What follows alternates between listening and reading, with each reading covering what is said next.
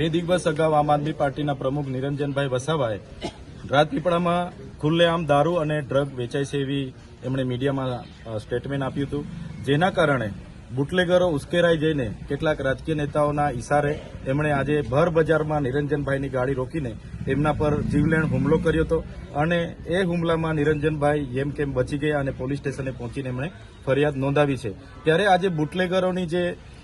દાદાગીરી છે અને ડ્રગ પેડલરોની જે દાદાગીરી છે કે એક જિલ્લા પ્રમુખ પણ આજે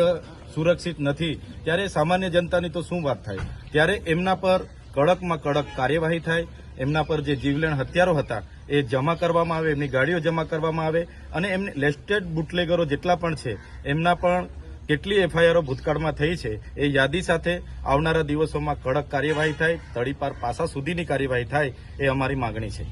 અને જો પોલીસ કાર્યવાહી કરવામાં કોઈ ઢીલાસો અપનાવશે તો આમ આદમી પાર્ટીનું શું કહેતું છે? અહીંના પીઆઈ જે તપાસ અધિકારી છે એમણે કીધું છે 24 કલાકની અંદર એમની ધરપકડ પણ કરીશું, એમના તમામ હથિયારો જપ્ત કરીશું, એમની ગાડીઓ પણ જપ્ત કરીશું અને એમની દરખાસ્ત પણ આવનારા દિવસોમાં અમે કલેક્ટરશ્રીને મોકલીશું। જો આમ નહીં થશે તો અમે બધા જ લોકો નિરંજનભાઈ એમના પરિવારની સુરક્ષા માટે રાજપીપળામાં ભેગા થઈશું, એસપી કચેરીએ જઈશું અને એસપી સાહેબને વિનંતી કરીને એમના પર કડકમાં કડક કાયદેસરની કાર્યવાહી થાય એવી અમે માંગ કરીશું।